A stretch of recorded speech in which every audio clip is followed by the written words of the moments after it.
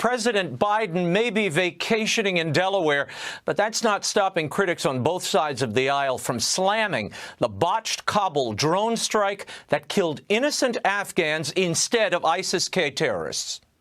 This is a total about-face from the Pentagon's initial denial they got anything wrong days after the attack. One wonders how much the Pentagon would be admitting this if it weren't for your reporting and the New York Times and other media outlets.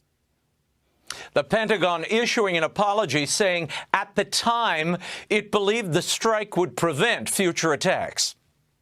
This strike was taken in the earnest belief that it would prevent an imminent threat to our forces and the evacuees at the airport. But it was a mistake, and I offer my sincere apology. Sincere apologies, but no firings, and they stand by the intel, Carly. How do you stand by intel that killed 10 innocent children, 7 innocent children, and 10 innocents in toto? This is worse than an embarrassment. It's a tragedy, and it's a mistake that you can't undo. You can't get these 10 innocent lives back. And I think that sometimes the 24-hour news cycle sometimes blows situations out of proportion. But this is a situation, this Afghan pullout and the way it unfolded, I don't think there's been enough outrage over it. I don't think you can physically express how much anger there should be over this. And I'm afraid that it's going to leave the news cycle too soon. So many mistakes were made. I had to make a list. This isn't even all of them. The Secretary of State was warned in July that the Afghan government could fall sooner than they originally thought. Didn't respond to the level he should have. Biden gave up Bagram Air Base. We were then asked by the Taliban if we wanted to keep control of Kabul, and we said no. We put the safety and security of Americans in the hands of the Taliban and the Haqqani network, terrorist organizations. We left weapons behind, Americans behind. Our generals called the Taliban helpful. We ignored our allies. And then one of the ultimate sins, 13 U.S. service members died because of a terrorist attack. And then we have 10 people who died because we struck the wrong target. And there's really been no accountability. The worst thing that's happened is that the Secretary of State had to go through 2 days of uncomfortable hearings, but there haven't been any firings or anything beyond just 2 days where the Secretary of State could say, it was my fault, but then nothing else was done to make up for this. No, totally avoidable. And, you know, General Mark Milley is being praised in some quarters for intervening against Donald Trump. I wish he'd intervened here. This might have been all avoided. Tammy, the Biden administration says this was a mistake. To my eye, a mistake is when you bungle the name of the Aussie prime minister. This is an international travesty. But this is what Jen Psaki said the day of the drone strike. Watch.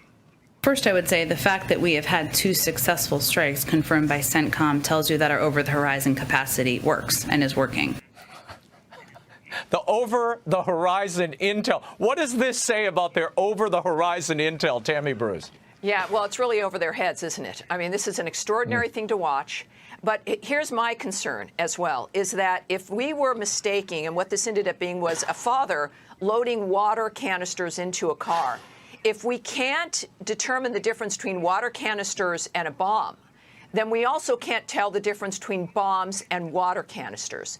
So I think that's one of the major things here. But also, we have to consider that clearly the intel on the ground, many people are wondering if this came from the Taliban. If they were, remember, they were talking about them being our partners. Was this really just a way to get us to do their dirty work? This man worked with us. 7 children, as you've noted. Wouldn't it be a big laugh for the Taliban, these serial killer monsters, to get us to do their dirty work for them? And it tells you the mentality of Milley and of the establishment now, so desperate to save face that they would take at least the guidance of a terrorist gang of thugs and do this to a family. It's atrocious, it's unacceptable, and it's not clearly a mistake. It's a blinding, it's more than a tragedy. It's an obscenity, clearly. Yeah. No, the Taliban have been playing us every step of the way. And Tyrus, speaking of international disasters, Biden announced a new submarine deal with the UK and Australia this week. There's only one problem. The man who promised to unite the world didn't tell France, who had a $16 billion sub deal in the works with Australia. The French foreign minister said this is, quote, unacceptable behavior among allies and partners. Their consequence affect the very concept we have of our alliances, our partnerships, and the importance of the Indo-Pacific for Europe. Tyrus, your reaction. What does this mean to America's place in the world? Whoops. My bad. I don't know what else. Was that you? Were you selling subs? I thought you were selling sandwiches. Oh, you mean ships? Oh, well, golly geez, sorry. I don't know what else we can say. I mean, mistakes, we hurt people's pocketbooks and probably cost jobs with this one. So this administration, this is the woke administration.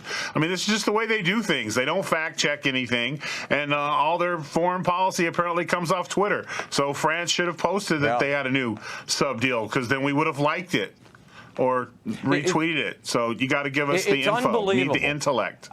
You watch this, and Biden bungles out. He has these staged zoomed summits with world leaders. None of it is coordinated.